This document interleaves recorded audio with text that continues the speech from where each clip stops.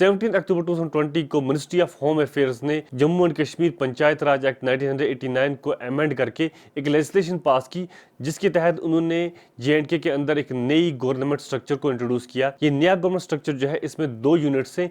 एक है DDC district development council और दूसरा वाला जो है वह है DPC डिस्ट्रिक्ट प्लानिंग कमेटी। आज की इस वीडियो में मैं इन्हीं दो के बारे में आपके साथ डिस्कस करूंगा। खासकर DDC के बारे में मैं आपको बताऊंगा कि DDC जो है डिस्ट्रिक्ट डेवलपमेंट काउंसिल, इसके मेंबर्स कौन कौन से हैं, उनकी पावर्स क्या होंगे, इलेक्शंस कैसे होंगे, वोट कौन डालेगा, इनकी कंस्टिट्यूंसी जो है वो किन एरिया से कार्व्ड आउट होंगी, डिस्ट्रिक्ट डेवलपमेंट काउंसिल का पीरियड क्या होगा और हमारा जो 3 टायर सिस्टम था इसमें कौन से टायर को ये रिप्लेस करने वाला है एंड सो ऑन। तो चलिए शुरू करते हैं। मेरा नाम है सजाद खान और आप देख रहे हैं Khan speaks.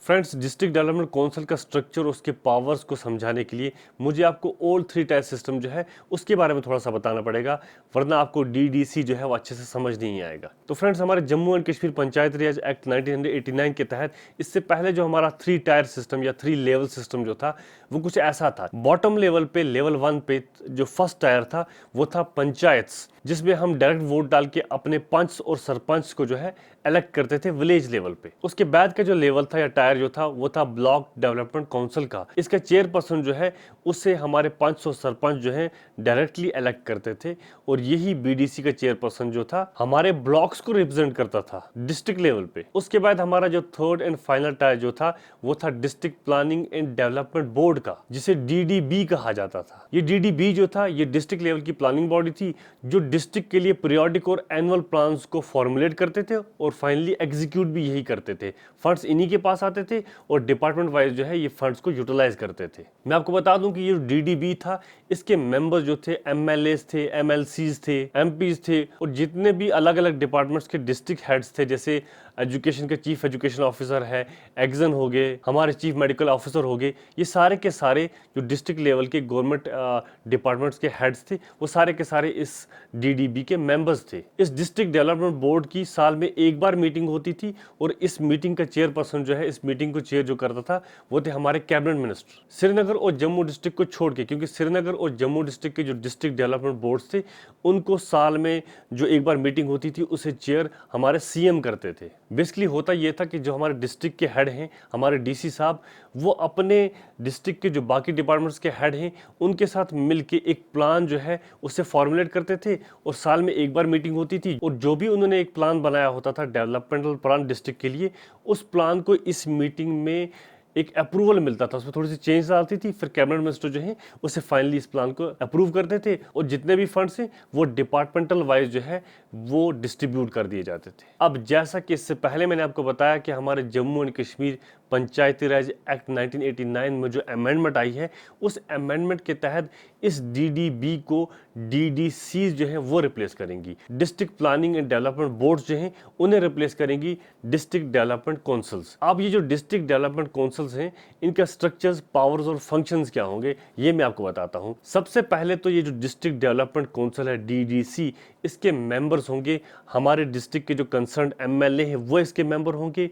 Block development council का जो चेयरपर्सन, जिसको पंच और सरपंच ने चुना होता है, वो इसके मेंबर होंगे और इसके 14 इलेक्टेड मेंबर्स होंगे। ये वही 14 इलेक्टेड मेंबर्स हैं जिनके इन दोनों इलेक्शंस हो रहे हैं। मतलब जम्मू एंड कश्मीर के अंदर जितने भी डिस्ट्रिक्ट्स हैं, चाहे वो छोटा है या बड़ा है, हर एक डिस्ट्रिक्ट से 14 मेंबर्स इलेक्ट होके आएंगे। और मैं आपको बता दूं कि इन 14 मेंबर्स की जो कंस्टिट्यूंसीज हैं वो रूरल एरिया से ही कार्व्ड आउट होंगी। मतलब ये सिर्फ रूरल एरियाज को ही रिप्रेजेंट करेंगे, ये 14 इलेक्टेड मेंबर्स। और ये जो इलेक्शंस इन दिनों हो रहे हैं ये इन्हीं 14 इलेक्टेड मेंबर्स के लिए हो रहे हैं। तो हमारे डिस्ट्रिक्ट डेवलपमेंट काउंसिल जो है उसके मेंबर्स होंगे हमारे MLAs, कंसर्न MLAs, हमारे ब्लॉक डेवलपमेंट काउंसिल के चेयरपर्सन्स और 14 इलेक्टेड मेंबर्स। और मैं आपको बता दूं कि जो हमारे एडिशनल DC हैं वो हमारे डिस्ट्रिक्ट डेवलपमेंट काउंसिल के चीफ एग्जीक्यूटिव ऑफिसर होंगे। जो डिस्ट्रिक्ट डेवलपमेंट बोर्ड था उसका चेयरपर्सन जो है वो कैबिनेट मिनिस्टर हुआ करता था, पर डिस्ट्रिक्ट डेवलपमेंट काउंसिल जो अब इंट्रोड्यूस हुई है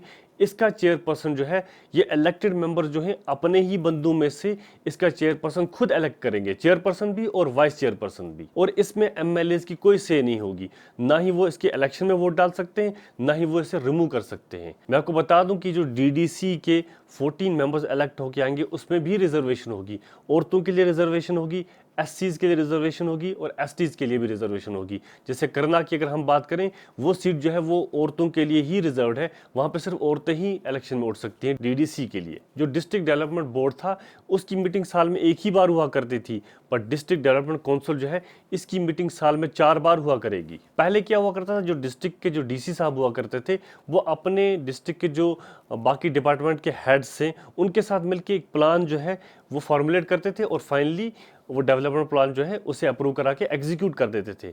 पर अब जब डीडीसी यहाँ पे इंट्रोड्यूस होगा, अब क्या होगा कि अब जो प्लान है वो पंचायत, ब्लॉक डेवलपमेंट काउंसिल और डीडीसी जो है ये मिलके फॉर्मुलेट करेंगे और फाइनली इस प्लान को एग्जीक्यूट भी यही लोग करेंगे। दैट मीन्स अब जो भी गवर्नमेंट और बाकी एजेंसीज की तरफ से फंड्स आएंगे डायरेक्टली डिस्ट्रिक्ट डेवलपमेंट काउंसिल के पास पहुंचेंगे और वो डिस्ट्रिक्ट डेवलपमेंट काउंसिल के मेंबर जो हैं ब्लॉक डेवलपमेंट काउंसिल और पंचायत को फंड जो है हैंड ओवर करेंगे, जो ग्रास रूट लेवल पे इसे यूटिलाइज करेंगे। इन शॉर्ट, साल में जब भी 4 बार मीटिंग हुआ करेगी डिस्ट्रिक्ट डेवलपमेंट काउंसिल की, उस मीटिंग में पंचायत के ब्लॉक डेवलपमेंट काउंसिल की जो डिमांड्स होंगी वो डिमांड्स इस काउंसिल की मीटिंग में डिस्कस होंगी और अकॉर्डिंगली फंड जो है वो यूटिलाइज होंगे। मैं आपको बता दूं कि ब्लॉक डेवलपमेंट काउंसिल का जो टेन्योर होगा 5 साल का होगा। दैट मीन्स हर 5 साल के बाद इन 14 इलेक्टेड मेंबर्स के इलेक्शंस होंगे अकॉर्डिंगली। इस अमेंडमेंट के तहत जो डिस्ट्रिक्ट डेवलपमेंट काउंसिल होंगी उन्हें 5 ट्रेनिंग कमेटी जो है वो फॉर्मुलेट करनी है। ये 5 कमेटी जो है ये फाइनेंस की होंगी, डेवलपमेंट की होंगी, पब्लिक वर्क्स की होंगी, हेल्थ एंड एजुकेशन की होंगी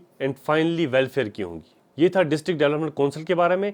अब मैं जल्दी आपको बता देता हूं कि डिस्ट्रिक्ट प्लानिंग कमेटी जो है उसके बारे में ये अमेंडमेंट जो है वो क्या कहती है। इस एक्ट के तहत हर एक डिस्ट्रिक्ट में एक डिस्ट्रिक्ट प्लानिंग कमेटी होगी और इस प्लानिंग कमेटी के जो मेंबर होंगे वो कंसर्न एमपीज होंगे, एमएलएज होंगे, डीडीसी के चेयरपर्सन्स होंगे, टाउन एरिया कमेटी या म्युनिसिपल कमेटी के चेयरपर्सन्स होंगे और जो गवर्नमेंट डिपार्टमेंट्स हैं उनके बहुत सारे ऑफिशियल्स भी होंगे। डिस्ट्रिक्ट प्लानिंग कमेटी का जो चेयरपर्सन होगा वो कंसर्न एमपी होगा और डिस्ट्रिक्ट प्लानिंग कमेटी का जैसा कि नाम है पर्पस भी इसका यही होगा, डेवलपमेंटल पर्पस। ये वेरियस डेवलपमेंटल प्रोग्राम जो है उन्हें फॉर्मुलेट करेंगे, प्रायोरिटीज जो है वो इंडिकेट करेंगे और जो भी फंड्स आएंगे उसे फाइनली यूटिलाइज करेंगे डिस्ट्रिक्ट के लिए। तो आज के लिए इतना ही। अगर आप मेरे चैनल पे पहली बार आ रहे हैं तो मैं आपको बता दूं कि मैं ऐसे ही एजुकेशनल वीडियोस बनाता हूं। आप मेरे यूट्यूब पे सपोर्ट कर सकते हैं। मेरा चैनल है खान स्पीक्स सेल्फ लर्निंग के नाम से।